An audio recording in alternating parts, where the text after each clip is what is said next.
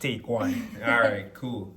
Hey y'all, Yo. so this is Cindy and Lon from, what we call his guy's name? Damn. Wait, hold on. It's called something like a podcast. Episode 1. We don't know the name of our own podcast. Episode 1. Perfect. Good start. So this podcast is going to be based on a situation that would have been sent to us by one of our TikTok followers. Mm-hmm. We're obviously going to keep this anonymous. So let me read to you what this person would have sent. I'm with my boyfriend for 7 years now, and I felt love all the time.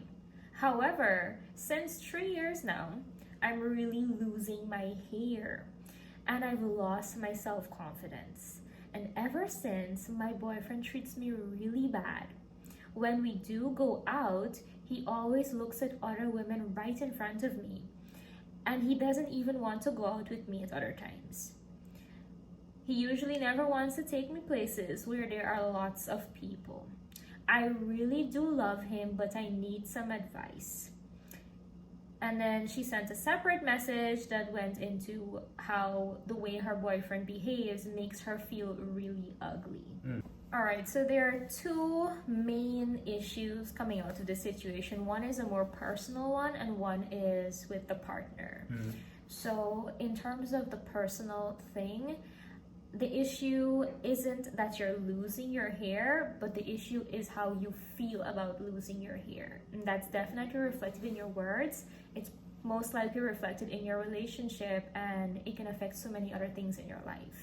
And how you feel about you, your self-esteem, your confidence, the way you exist in any space that you take up in the world always comes back to you as a person. I'm not just talking to the person who sent this message, to anyone that's listening. It's about you. That's not dependent on your partner, the people around you, no one but you.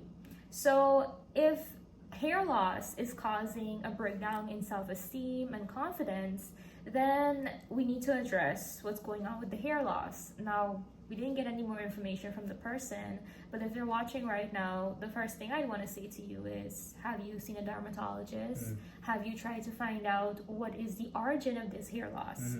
Because without knowing why you're losing your hair, how can we try to find a solution to it? Because obviously finding a solution to it, or an alternative to having your own hair, would definitely help with that self-esteem and confidence. So we need to take you there, right? That's our first mission, to get you to a point of, I feel confident enough in the way I look that what someone else may have to say about me or think about me doesn't affect me to the degree that it does currently. Even though the situation is concerning you, and we said, self-esteem really starts with a person, we also understand that your self-esteem can be affected or impacted by your partner. And we'll stick to the partner in this case. A good example would be, you invest in a really nice outfit, you put the outfit on, and you approach your partner and you're like, hey, what do you think about this outfit? And their response is a bit lackluster, is the word? Is that the word? Lackluster? Okay, yeah. It's lacking the spice. It's not like, oh, you look good. It's like, oh yeah, that's nice. And hey, sometimes I'm guilty of that too. And I'm gonna be honest with you, like it's for me, usually it's because I'm probably doing something at the same time. So it's important to turn towards the person and give them your attention. But yeah, that's an example of how your self-esteem can be impacted by your partner. So we've established that your self-esteem is about you. It's called self-esteem for a reason, yeah? But your partner does have a responsibility to be aware of how they can impact you. The things they say, the things they do, how they act around you, how they treat other people around you. All of that is in some way influential to how you feel in the world. Not just about yourself, but about your life and about your partnership. And when you love somebody and you have respect for them, you are always going to be conscious of those things, because you always want to ensure that that person feels safe and protected and comfortable and able to do and feel and accomplish anything that they put their mind to. The next point is respect. And for some people, respect looks very differently. But I'd like to assume, and yes, I'll make an ass of you and me. I'd like to assume and go out on a limb and assume that most people are on the same page when we say, you're out with your partner, you're not gonna be staring to begin with is impolite. Staring out with your partner is impolite 2 times. Times 2. Or times 10. Times 2. Times 10. All right? Because not only are you making that person you're staring at probably uncomfortable, but now you're making your partner feel uncomfortable. Which brings us back to insecurities. Because let's say, you're staring at your partner. Not your partner, you're staring at somebody else in front of your partner. And your partner is aware that you're aware that something's going on with them. I know they're like, oh my gosh, is this person like, oh, he or she's staring at other people now? What does this mean? What becomes of this? Like, what becomes of us? So it kind of really feeds in and it plays on a person's mental state. So respect is super important. I'm not going to go into too much and say what it looks like on a deeper level, because respect for different people looks very differently. Some people can tolerate certain things and some people just don't. It's all down to you and your partner. Yeah. And along with that breakdown in respect is also a clear breakdown in support. Because as much as you should be respecting your partner throughout your relationship, regardless of what they're going through, you should also be supporting them through those tough times. And tough times will come, whether it's an individual thing or a couple thing or a family thing, So... Lack of respect. So this person is losing their hair. They are going through something very traumatic. Our hair is a big part of our identity, especially as women, right? Women do love our hair. We style our hair. We press it out. We spend so much money at the salon on our hair. Like, for you to lose your hair, especially at a young age, it can take quite a toll no matter how strong a person you are. Yeah. So when you don't have a supportive partner, again, times 2 worse than if you were going through it alone. Yeah. Because now when you need that person the most, you need them to make you feel the little extra that you're losing along with your hair.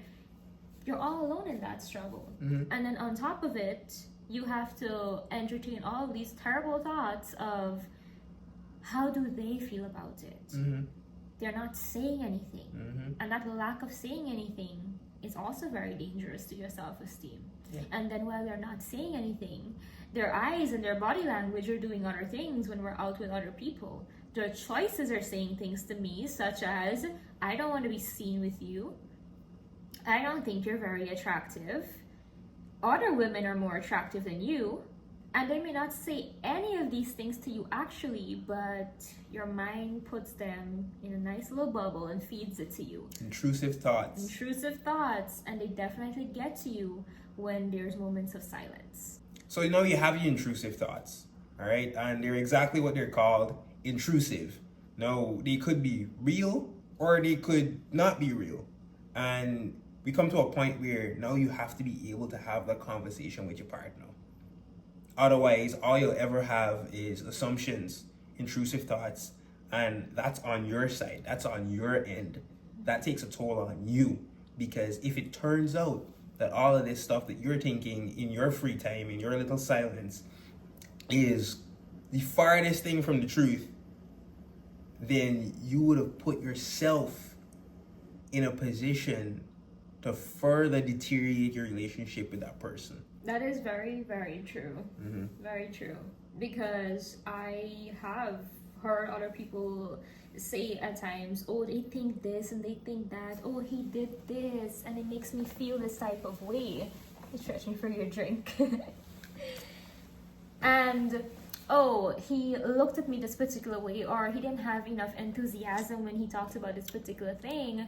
But really and truly, that's just how you feel about it. It doesn't mean that it's true. Now, based on that, it means that as a couple, you have to be able to sit and have an open conversation, talk about hard things, and be completely honest with each other. Mm-hmm. And in order to have that conversation, you as the individual have to be ready to have that conversation. Mm-hmm. Given that you're in a place of poor self-esteem and self-confidence, it might be really difficult to have that conversation, especially if your intrusive thoughts come to be true. So at this point, what we want for you is to put the work in on yourself. If you haven't already, try to seek some professional help as it relates to the hair loss. Try to do something for yourself that makes you feel better about the circumstance. Mm-hmm. If it's a situation that's going to take some time for you to recover from it, then there are options you can look into. For example, if you have long hair, then cutting it shorter can make your hair appear to be a lot thicker. You can try different styles in your hair, like curling your hair if you have straight hair, because curly hair does look thicker than straight hair. Or you can even look into having wigs or like extensions put into your hair. Nobody has to know. Mm-hmm. And even if they do, so what? Yeah. Just tell them you're trying something new. Yeah. Like, it's fashion. Yeah.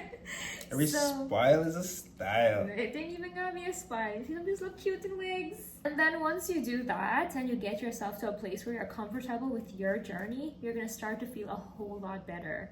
And when you do, sit your partner down, start the conversation in a very respectful and calm manner, and hear what they have to say. And irregardless of what they say at that point, you will be so strong in your certainty in yourself and who you are and what you want, that no matter what comes out of their mouth, you'll be okay. Yeah.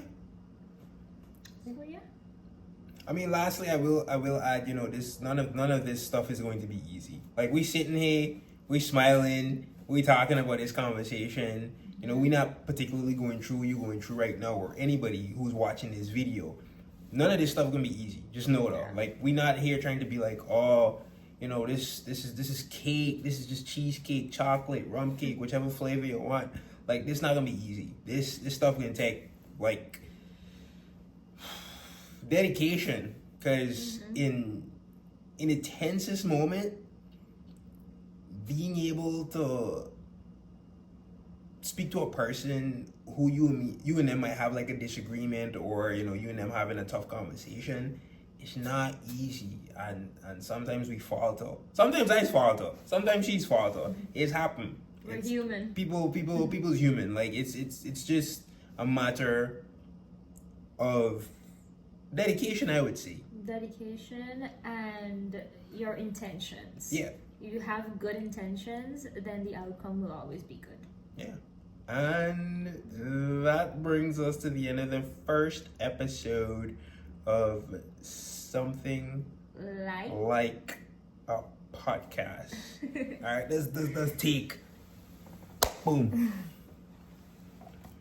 Oh, by the way, this episode it's not sponsored, but we just went to A bubble tea place. Hey, reminder, like, y'all wanna run errands, bro? Y'all wanna run errands? Do something cute with your person. Stop and take a picture. Go and get like a little snack. Do something. Cause errands is be trash sometimes. I ain't gonna lie to y'all. RKO shit from right here.